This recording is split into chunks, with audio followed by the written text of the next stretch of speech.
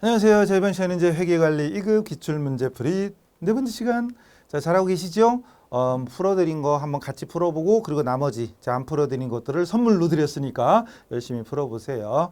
그리고 하루에 또 필 받아가지고 하루 10시간 하고 막 이러지 말고 그냥 꾸준히 할 수 있는 시간을 꾸준히 하시는 게 좋아요. 자, 이번 시간은 단기 매매 증권에 대해서만 갑시다. 자, 여러분 챕터 2 67쪽에 단기 매매 증권 요것만 하고 단기 매매 증권도 매 시험 나옵니다. 매 시험 한두 개 이상은 나와요. 그리고 우리 회계 공부를 통해서 회계 공부 어떤 급수든 간에 이 단기 매매 증권 그리고 뒤에 있지만 매도 가능 이런 것들은 우리 시험의 단골 중에 단골입니다. 일단 갑시다. 단기 매매 증권 여러분 교재 67 그중에 2번 유가증권에 대한 설명으로 틀린 거 맞는 건지 틀린 건지 이론 문제. 요즘은 이걸 말 문제라고 하더만 이게 어디 말이야 글이지 글 문제지. 어제 이론 문제. 그 회계는 크게 나와서 이렇게 말로 돼 있는 글로 돼 있는 이론 문제와 계산하는 문제, 계산 문제, 그리고 분계나 전기 같은 우리 회계에서만 있는 분계, 전기, 마감하는 이런 거에 관련된 문제들 이렇게 구분할 수 있죠 대충.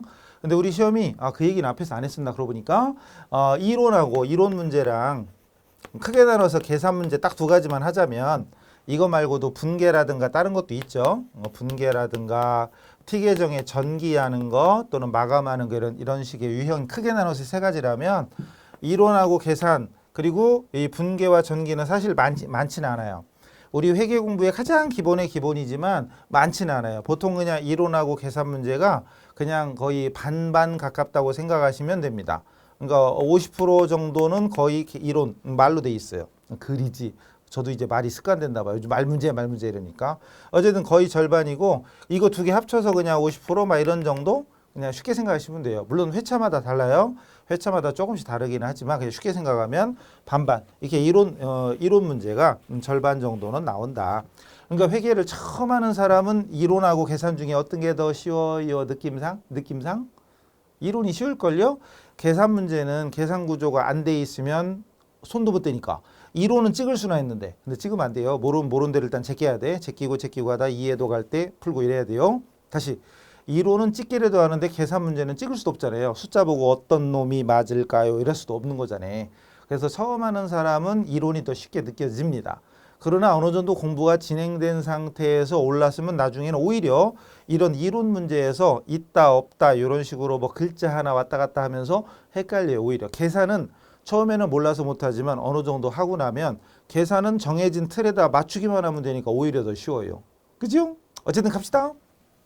유가증권은 증권의 종류에 따라 지분증권과 채무증권이 있다. 당연하죠. 안 당연한디? 그럼 이론 하셔야지 이론. 단기 매매 증권과 매도 가능 증권은 지분 증권으로 분류할 수 있으나 만기 보유 증권은 지분 증권으로 분류할 수 없다. 사실 말이 앞뒤가 바뀐 건데 지분 증권은 만기 보유 증권이 될 수 없다 이렇게 된 거죠. 원래는 지분 증권에 뭐뭐뭐가 있다 이렇게 된 거니까. 어쨌든 중요한 건 주식은 만기가 없잖아요. 만기는 채권에만 존재하는 거니까 지분 증권은 만기 보유 증권이 될 수 없다. 맞는 거지요. 앞뒤가 말이 바뀐 것 같지만. 3번 보고기간 종료일 다른 말로 하면 결산일 재무제표 작성일 재무제표 작성 결산일로부터 1년 이내에 만기가 도래하는 만기 보유 증권의 경우 유동자산으로 재분류하여야 하므로 단기 매매 증권으로 변경하여야 한다. 맞아요 틀려요? 1년 이내니까 유동자산 단기 매매 증권 맞아요 틀려요? 맞죠? 아닌가? 자, 여기까지는 맞죠. 여기까지는 맞아요. 원래 만기 보유 증권이 원래는 기본적으로는 비유동 자산 매도 가능하고 만기 보유는 비유동이잖아요. 근데 만기가 1년 이내 도래하면 유동 자산으로 바꿔줘야 돼요. 여기까지는 맞아요. 그렇다고 해서 단기 매매 증권으로 변경하는 건 안 됩니다. 그러니까 만기 보유 증권이라는 이름은 그대로 있고 얘가 원래는 비유동 자산에 있어야 되는데 유동 비유동 순서로 하자면 비유동 쪽에 있어야 되는데 유동으로 올라갈 수는 있어요. 그러나 단기로 바꿔서는 아니 되어요. 혹시 전산회계 배운 사람은 코드 번호가 다르잖아요. 뭔지 몰라도 돼요. 일단 중요한 건 여기까지는 맞습니다. 그러나 단기로 바꾼다? 이건 틀립니다. 그다음 단기 매매 증권은 주로 단기간 내 매매 차익을 목적으로 보유하고 있고 당연하고, 또 하나는 중요한 건 시장성이 있어야죠.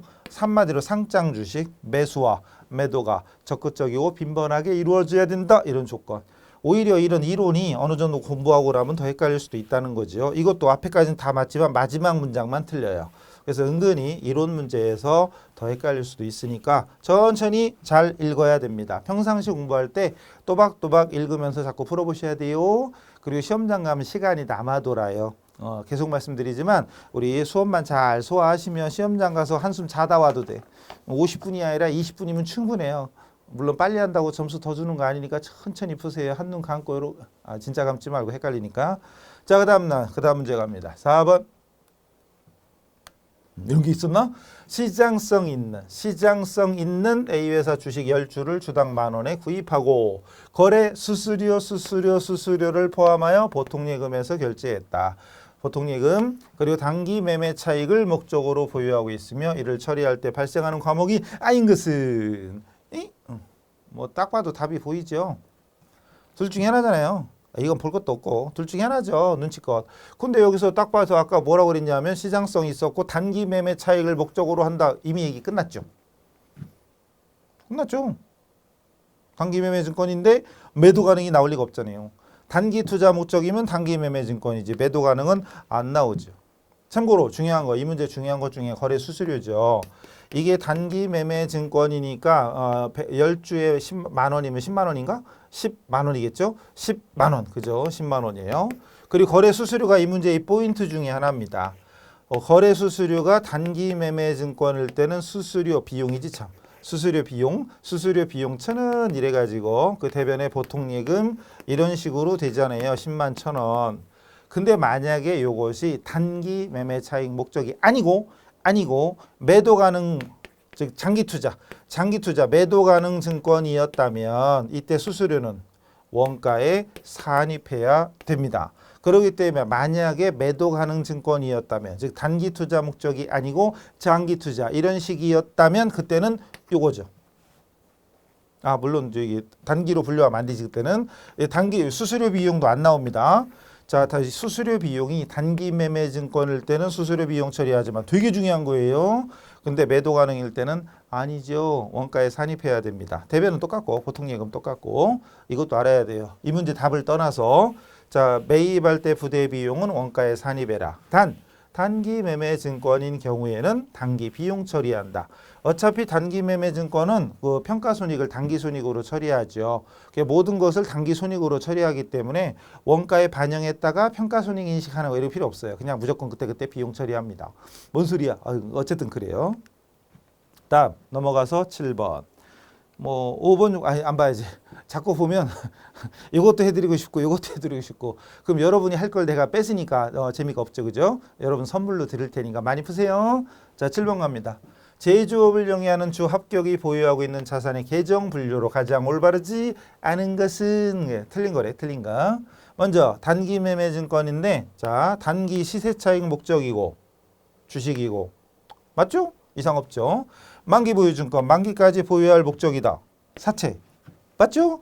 주식이 아니라 사채죠. 사채일 때는 만기까지 보유할 목적이다. 그럼 만기 보유 증권. 물론 중간에 매도할 수도 있다. 그럼 매도 가능 증권이 되겠죠. 그다음 매도 가능. 금전대차 계약을 맺고 부산에 빌려준 금액. 뭔 소리야?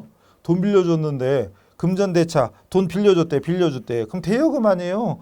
대여금인데 매도 가능 증권이 왜 나와? 틀렸죠? 답이죠? 그 다음에 매출 채권, 회사의 상품이나 제품이나 상품을 인도했다는 얘기는 공짜로 줬다는 얘기가 아니라 매출했다는 얘기겠죠. 매출하고 어음 받았대. 받으러음. 외상매출금과 받으러음을 매출채권이라고 하지요. 이런 것도 잘 나옵니다. 그래서 일단 이 문제를 빠르게 1회독, 2회독 이렇게 하면서 그리고 계속 말씀드리지만 이 문제를 내가 맞췄는지 틀렸는지 이런 거 OX 표시반 잘 찍지 말고 이제 표시만 잘 해두면 시험장 가서 얼마든지 느긋하게 풀 수 있습니다. 그리고 다음 문제 넘어가기 전에 69쪽. 69쪽에 보면은 문제 8번, 9번 있잖아요. 엄청나게 중요합니다. 그리고 그게 그대로 우리 시험에 나와요. 여기다 PPT 다 쓰기는 그 그림이 좀 크지요. PPT는 장점이 글자가 크고 잘 보이라고 하는 건데 그런 그림을 그리면 글자가 안 보여. 그래서 일단 거기다 여기다 못 만들었어요. 자, 8번 갑니다. 계정분류 요약한 표. 8번은 지분증권이고 9번은 유가증권인데 두 번째가 이렇게 된 거 채무증권이죠. 주식하고 채권 분류입니다. 사실 이건 답이 몇 번이냐를 떠나서 너무나 당연한 거고 기초적인 겁니다. 또 시험에 나옵니다. 자, 먼저 주식인데 유의적 영향력을 행사할 수 있다. yes로 따라가면 C. 거기가 바로 지분법 주식. 근데 물어본 건 B에 들어갈 걸 물어봤네. C에는 뭐가 들어간다고요? 지분법 주식. 그 다음에 중대한 영향력이 없어. 근데 단기 매매 목적이고 매매가 적극적이고 빈번이야. 그럼 yes를 따라가면 A네. A에 들어갈 건 단기 매매. B에 들어갈 건 매도 가능. 답이 매도 가능이죠. 이게 뭔 소리 하는 겨 이씨 막 이러고 있으면 문제풀이 하면 안 돼요. 이론 갔다 오세요. 자, 그다음에 문제 9번. 계정분류 요약한 표인데 역시 여기도 B를 물어봤어. 물어본 건 B야. 아, 시험장 가면 똑같이 나와. 그럼 답이 매도가네. 이렇게 외워도 돼요. 안 봐도 매도야.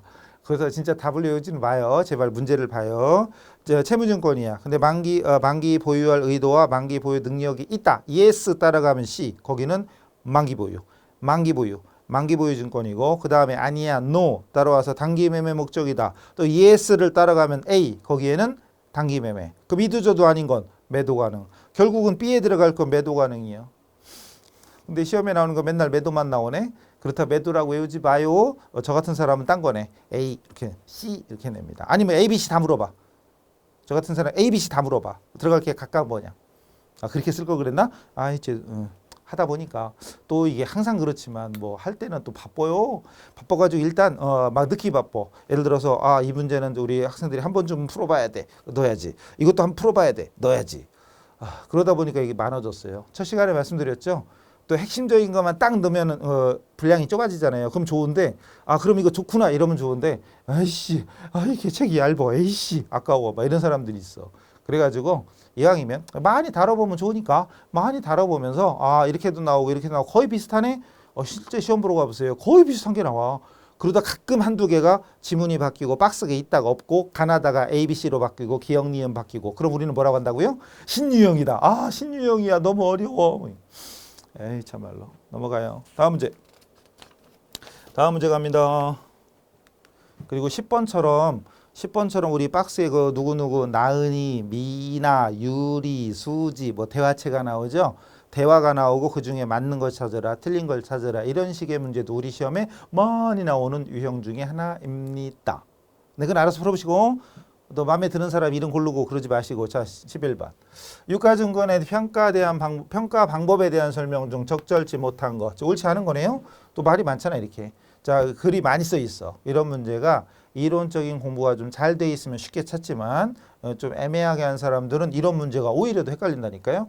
처음에는 계산 문제 나오면 계산이 막히니까 모르는 것 같이 느껴서 어렵지만 어느 정도 진행하면 오히려 말로 된 게, 글로 된 게 더 어려워요. 일단 1번. 유가증권은 원칙적으로 매입가액의 부대비용을 가산한다. 중요하죠?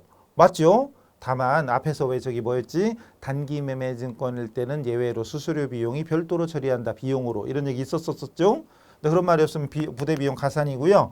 여기에 개별법, 평균법, 기타 합리적인 방법을 적용하여 산정한 취득원가를 재무상태표에 보고한다. 중요한 겁니다. 이게 뭐냐 하면 예를 들어서 부대비용 대표적인 건 그 수수료잖아요. 수수료고 중요한 건 이거 개별법, 평균법 막 이런 얘기 있는데 만약에 제가 S주식을 한 주에 5만 원일 때 사고 다음은 8만 원일 때 사고 그 다음은 12만 원일 때 사고 그 다음 다시 4만 원일 때 사고 막 이런 식으로 똑같은 회사 주식을 샀는데 구입 단가가 그때그때 달라요.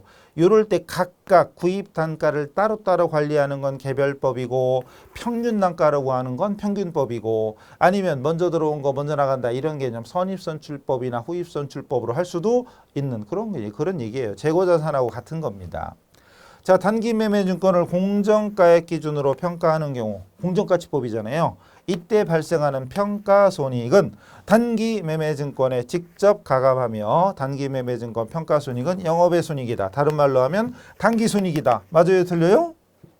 맞지? 중요하죠. 맞죠? 직접 가감이라는 건 뭐 평가 이익 같은 건 차변의 단기 매매 증권 자산 증가, 대변의 단기 매매 증권 평가 이익 수익 발생.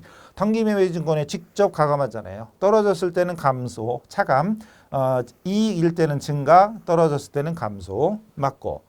매도 가능. 매도 가능 증권을 공정가의 기준으로 평가할 때 발생하는 평가 손익은 매도 가능 증권의 직접 가감. 이거랑 똑같죠? 그리고 매도 가능 증권 평가 손익은 기타 포괄 손익. 기타 포괄 손익. 이건 자본에 속하는 거죠. 굉장히 중요하죠. 결론적으로 2번과 3번은 항상 우리 시험에 나오는 겁니다. 별표 9,800억 개 같은 별표 3개 쳐놓고 내용을 정리하셔야 돼요. 결과적으로 둘 다 공통적으로 공정가치로 평가한다. 그리고 해당되는 매도 가능 단기 매매 증권에 직접 가감한다. 그리고 평가 손익을 단기 매매 증권 평가 손익은 단기 손익이고, 그리고 매도 가능 증권 평가 손익은 기타 포괄 손익이다. 엄청 중요한 겁니다. 결론적으로 1, 2, 3번 다 맞으니까 답은 4번이겠죠? 답은 4번이겠죠? 단기 매매 증권 중 채무 증권은 공정가액으로 평가할 수 없다. 뭔 소리야? 주식이든 채권이든 일단 공정가로 평가하는 게 원칙이고, 다만 만기 보유 증권하고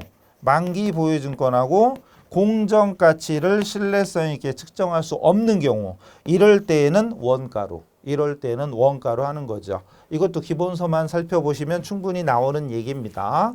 그러니까 사실은 문제풀이보다, 앞에서 한번 말씀드린 것 같은데, 문제풀이보다 이론서, 기본 강의, 이론 강의 소화하는 게 내용적으로는 80%랬죠.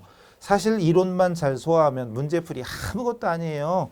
그리고 여기 여러분 어느 정도 공부를 진짜 어느 정도 집중력이 있는지 사람마다 다 다르지만, 만약에 진짜 맘먹고 공부하잖아요. 1시간에 몇 문제나 풀 것 같아요? 완전 초짜가 아니라면 1시간에 100문제 가능할까요? 가능하고도 남아요, 솔직히. 우리 지금 회계관리 2급 정도 문제면 1시간에 100문제 푸는 거 1도 아니에요, 솔직히. 마음 먹으면 이거 2, 3일이면 다 끝까지 풀 수 있고, 그리고 복습하는 건 처음에는 2, 3일, 나중에는 하루는 끝나요. 안 된다고요? 가능해요, 충분히. 물론 네, 회계 쪽에 그렇게 재능이 없나 봐. 그럴 때는 그렇게 무리하지 마시고 1시간에 100문제가 아니라 하루에 100문제.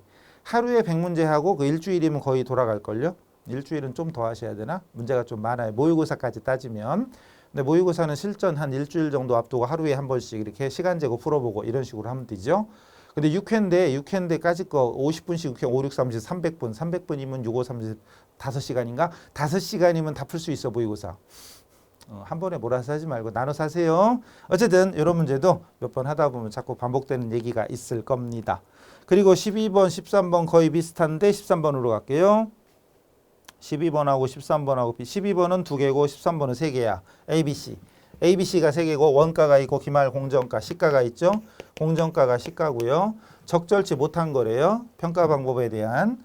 근데 원래는 그런 평가 손익 인식하는 게 주식별로 따로따로 하는 걸 개별적, 즉 개별법이잖아요. 개별적으로 평가하는 게 개별법, 또는 다른 말로 종목별, 참말로 종목별로 따져서 평가 손익을 따지면 A는 20만 원 오르고 B는 20만 원 떨어졌고 C는 뭐 10만 원 떨어졌네. 그럼 플러스 마이너스 하면 30 손실에 20 이익이니까 결과적으로 마이너스 10이죠. 그러니까 손실이 발생하니까 이익이 줄겠지. 이익이 10만 원 감소, 과소 되겠죠. 답은 1번이지 뭐. 근데 이렇게 푸는 걸 종목별이라고 하는데 결론적으로 답을 빨리 찾을 땐 이럴 필요 없죠. 원가 합쳐서 400만 원, 기말 공정가 합쳐서 390만 원. 그럼 400이 390 됐으니까 마이너스 10이다. 이렇게 찾는 거죠. 합계 기준으로. 합계 기준 하는 걸 총계 기준이라고 하잖아요. 총계 기준. 그래서 종목별이라는 거와 총계 기준이라는 말을 알아둘 필요는 있다. 근데 답만 찾으려면 따로따로 계산하는 것보다 한꺼번에 합계를 내보는 게 편하죠. 물론 합계 암산하기 어려워요. 그럼 따로따로 하세요. 따로따로 해서 22이익에 30 손실이니까 마이너스 10 이래도 됩니다. 상관없어요. 어쨌든 답은 이거. 12번도 거의 같은 거죠. 12번은 그 2개가 있는데 하면 되죠. 평가순위.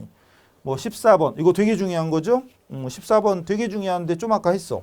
단기 매매 증권의 평가손익은 단기손익이고 매도 가능 증권의 평가손익은 기타 포괄손익이다. 그거 알면은 14번 그냥 푸는 거죠. 그래서 단기 손익은 수익과 비용이니까 손익계산서로 가는 거고 매도 가는 증권 평가 손익은 기타 포괄 손익. 기타 포괄 손익은 자본이랬잖아요. 자본이니까 재무상태표로 가야지. 알고 보면 정말 쉬운 겁니다. 15번도 같은 거야. 결론은 15번의 단기 매매 증권 평가 손익이고 평가 손익이 어디로 가냐? 손익계산서나 재무상태표냐? 이런 거지. 근데 만약에 평가 이익이 발생하면 자산이 증가하죠. 그럼 재무상태표에 자산이 증가. 근데 평가 손실이 발생하면 자산이 감소지. 뭐 그런 것까지는 묻는 겁니다.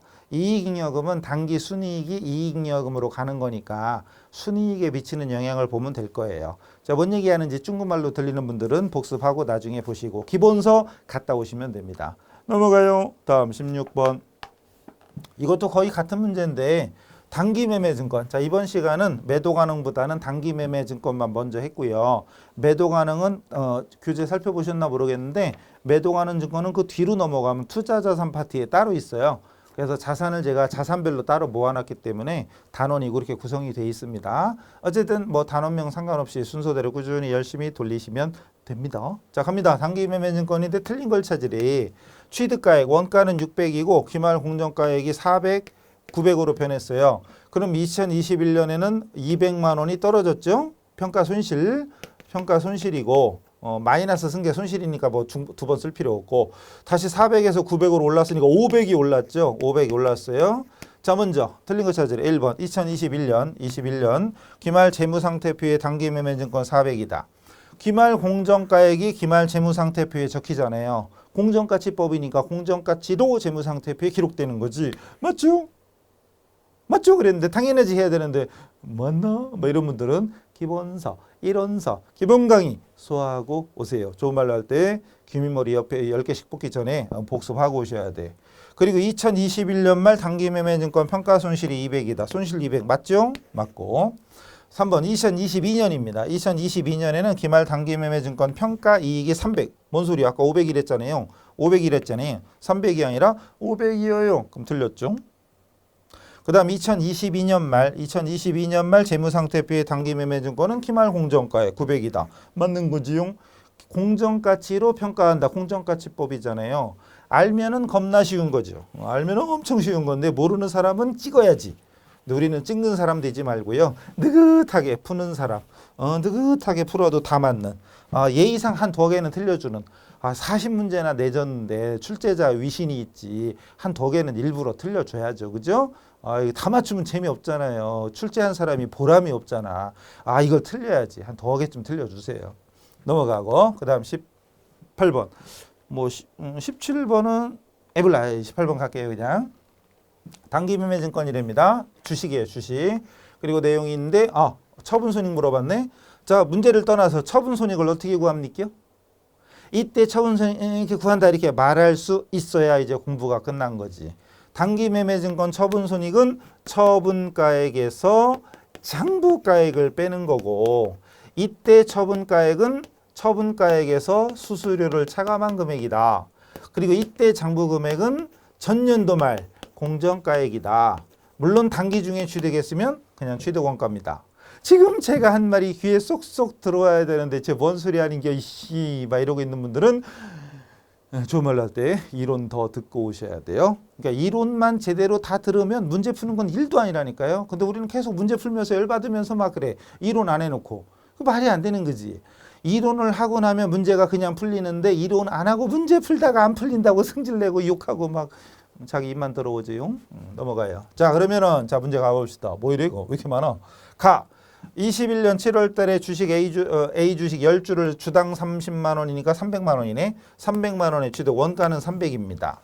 그리고 2021년 말 현재 주식 시가가 42만 원으로 주당 12만 원이 올랐고 10주니까 120만 원. 어쨌든 주당 42만 원 420으로 올라서 120만 원이 평가 이익입니다. 근데 이걸 구할 필요 없어 사실은. 답만 구하려면 이게 처분했잖아요. 처분가액에서 그 답만 구하려면 처분가액이 주당은 10주는 나중에 합시다. 10주에다 곱하면 되니까 43만 원에 처분했는데 결과적으로 전년도 말 공정가가 42만 원이잖아요. 답만 찾으려면 이렇게 하면 돼. 그럼 결과적으로 만 원 이익 받네. 10주 10만 원 이익이에요. 결과적으로 10만 원 이익이 다 끝났네. 1번. 답만 구하려면 그렇게 구하면 돼요. 이거는 그냥 과정 보여드린 게요. 그 다음에 결국은 다음 연도 주당 43만 원이니까 430에 처분했어. 그럼 결국은 10만 원이 10만 원이 이익입니다. 여기는 평가 이익이고 여기는 평가 이익이고 지금은 처분 이익이 되는 거지요. 중요한 건 왜 장부가로 하냐 원가로 안 하고 그게 포인트지. 그거 공부해야죠. 기말 공정가로 평가하니까 장부에 적혀 있는 건 전년도 말 공정가치예요. 원가랑 비교하는 게 아니에요. 또 결론적으로 앞서가지만 나중에 매도 가능 증권 할 때는 결과적으로 원가랑 비교합니다. 매도 가능 증권이었으면 130인데 없네. 130이야. 매도 가능이었으면. 근데 단기 매매니까 전년도 말 공정가액과 처분가액을 비교하면 되고 만약에 저같이 승질 들어온 놈이라면 주당 43만 원에 처분하고 수수료 만 원을 현금으로 지급했다. 이런 식으로. 그럼 수수료 까야 돼. 처분가액에서 수수료 까야 됩니다. 근데 그렇게까지는 안 내는 거지요. 그래서 처분 손익을 어떻게 구하는지를 이렇게 말로 자꾸 따라 하셔야 돼. 처분가액에서 장부가액을 차감한다.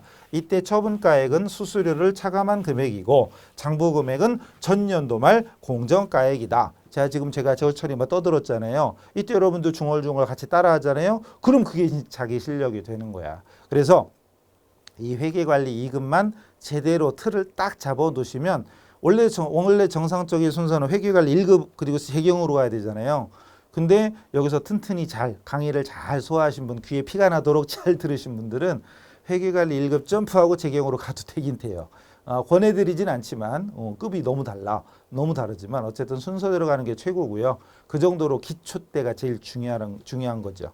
넘어가요. 그 다음에 19번도 거의 비슷해요. 넘어갈게요. 20번 갑니다. 제일주식회사 발행의 주식입니다. 주식과 채권이 좀 다르니까.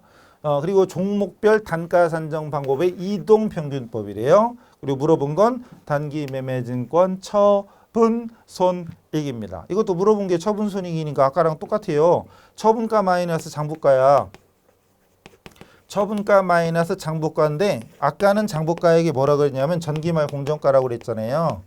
전기말 공정가인데 이 문제는 딱 보아하니 구분과 처분이고 이 문제의 포인트는 이동평균법이에요. 따라서 전년도에 몇 년도 평가했다 이게 아니니까 이럴 때는 여기서는 원가죠. 단기에 취득했다 단기에 처분하는 거니까 이때는 그냥 원가입니다. 자 문제는 처분한 게 300주야. 300주를 처분했는데 처분가액은 주당 9,000원이잖아요. 근데 장부가액이 얼마냐? 이것만 구하면 끝이지. 이때 장부가액을 구하라는 건데 그게 바로 포인트 이동평균법이에요. 그럼 100주 6,000원이면 60만 원인가? 60만 원 맞겠죠? 7자리 6자리 맞지? 그 다음에 구입한 것이 또 여기 400주 있으니까 47에 28 280만 원이죠? 그러면은 340만 원. 근데 340만 원인데 주식수는 총 500주야. 500주로 나누면 주당 취득가액은 5, 6, 30, 5, 8, 40이니까 6,800원이죠. 근데 장부가액 6,800원인겨. 이게 포인트인데 이게 뭐 하는 거지? 쟤 뭐 하는 기여 씨 막 이러고 있으면 이런 공부하셔야 돼요. 재고자산하고 똑같아요. 상품 파는 거나 똑같은 거예요. 이동평균법이라는 말 자체가 단기매매증권하고 재고자산이 다른 게 아니라 똑같은 거예요. 그럼 6,800원. 주당 2,200원 이익이야. 주당 2,200원에 300주 곱하면 66이지. 66인데 이익이라고 그랬잖아요. 그럼 2번이죠. 됐죠? 간단한 거예요. 이 문제의 포인트는 공정가로 평가하는 게 아니라 그냥 단기 중에 취득했다 처분하는 거니까 원가로 적는다는 거. 그래서 선입선출, 후입선출, 이동평균, 총평균 이런 것들은 재고자산하고 똑같은 원리다. 이동평균법. 주식을 이렇게 단가가 다른 걸로 샀을 때 이동평균법. 만약에 개별법이다. 그럼 300주를 예를 들어서 400주 사왔던 것 중에 300주를 팔았다. 개별법도 있어요. 괜히 얘기했나? 이 300주 중에 이 300주를 6월 24일 날 사왔던 걸 팔았다. 만약에 그렇게 됐어. 그럼 300주가 다 요때 7,000원에 사왔던 걸 팔았다고 가정하는 거예요. 그럼 9,000원 빼기 7,000원. 이래서 주당 2,000원, 60만 원 이익이에요. 그럴 때는. 근데 만약에 선입선출법이다. 선입선출법이면 위에 거를 먼저 판다고 보는 거잖아요. 그럼 300주 중에 100주는 이거 파는 걸로 보는 거지. 그래서 9,000원씩 팔았는데 6,000원짜리가 팔리는 걸로 봐서 주당 3,000원. 그럼 30만 원에다가 그 다음에 나머지 200주는 9,000원씩 팔았는데 7,000원에 사왔던 걸 파는 거야. 상품 파는 거랑 똑같은 거예요. 어려운 거 아니에요. 그럼 이 주당 2,000원, 200주 40만 원 이렇게 되나? 그럼 70만 원인가? 70만 원 이익 이렇게 되는 거죠. 2,000원에 100주. 20만 원 맞지? 3,000원, 2,000원 이익은 맞지? 어쨌든 70만 원 이익 이렇게 됩니다. 그래서 이거는 개별법. 예를 들어서 요때 사왔던 걸 파는 걸로 가정하면은 개별법일 때 이익은 2, 3, 60만 원이고 그다음 선의선출법이라면 70만 원이고 이런 식으로 되는데 요렇게까지는 물론 잘 안 나오겠죠. 아이고. 요렇게까지는 안 나오겠죠. 그래서 중요한 건 개별법이나 선입선출, 후입선출, 이동평균, 총평균, 상품매매, 재고자산 거래에 대해서 내용을 알고 있으면 이것도 똑같아요. 다음 넘어갔네. 잠깐요. 여기까지인가? 20번이 21번까지 끝이구나. 21번까지 끝이네요. 그럼 21번은 또 뭐냐? 단기매매 증권이고요. 그리고 주식 A, B가 두 개가 있고요. 공정가치 하나를 구하라네. 물음표네. 그러니까 X2년 1월 달에 A 주식과 B 주식을 모두 460에 팔았다. 처분이익이 10만 원 나왔다. 그중에 A 주식의 공정가치는 얼마였겠냐? 이제 응용 문제네. 기말 공정가치가 두 개 합쳐서 얼마인지 모르겠어. 근데 팔을 때 모두 460에 팔았어. 그랬더니 10만 원 이익이야. 그럼 장부가액은 450이었단 얘기죠. 그럼 450인데 그중에 B가 330이야. 그럼 나머지가 A지 뭐. 사실 아무것도 아니에요. 응용 버전이지. 약간 응용하는 거. 이건 충분히 할 수 있을 겁니다. 그래서 이번 시간은 단기 매매 증권만 알아봤어요. 자, 가능하면 이제 파트별로 잘라볼 겁니다. 그래서 단기 매매 증권 매 시험 한두 개 이상은 기본적으로 나오고 매도 가능 증권이나 이것까지 하면 서너 개가 나올 수도 있고요. 이렇기 때문에 40문제예요. 그리고 우리 교재 보다시피 이론서가 그렇게 두꺼운 건 아니잖아요. 그러니까 40문제면 거의 매 단원, 대부분의 단원에서 골고루 나온다는 얘기입니다. 각 단원마다 한두 개씩은 나온다. 또 중요한 단원, 재고자산, 유형자산, 이런 유가증권 이런 건 서너 문제씩 나온다. 이렇게 생각하시면 됩니다. 그래서 단기매매증권에 대한 문제풀이 마치도록 하겠습니다. 수고하셨습니다.